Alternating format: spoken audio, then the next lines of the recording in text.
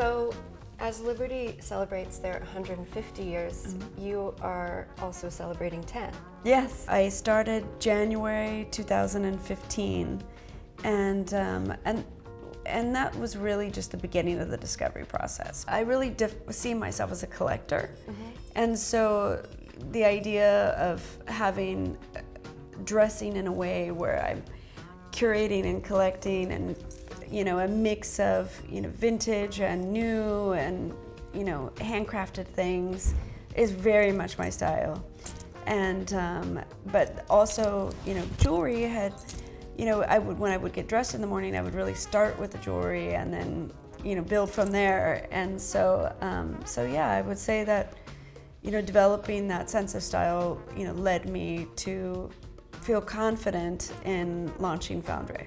And then how do you go from being really good at math to figuring out how to even begin, like to create physical, from a drawing to the reality, like you're learning from the beginning? Did you study before? Like, how do you do that? I really have to say that is the beauty of working with craftspeople, because I don't make the jewelry myself, and so it really ends up being quite a collective, because for the most part I would probably say at least 10 hands touch every piece of jewelry that you see made. Someone will be like a diamond setter, and even watching the diamond setting process is fantastic, because we're in New York. You would expect it to be this kind of modern, process. It's not. They are, time-tested, age-old, craft, where there's like a wooden stick that has like a black sticky substance on top, and they're tiny little stones. They have to wear, the special glasses that allow them to see it, and that person is just extremely skilled at setting stones.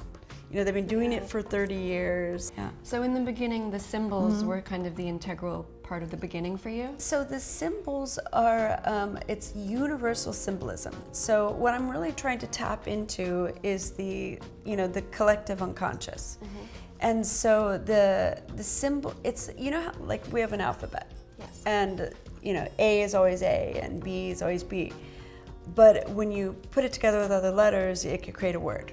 The symbols are the same thing, where there is inherent meaning in a symbol that has been shared across cultures and time periods. But then when you combine it with another symbol, it starts to have a more complete thought. And so what is really unique to FoundRae is, how we combine those symbols.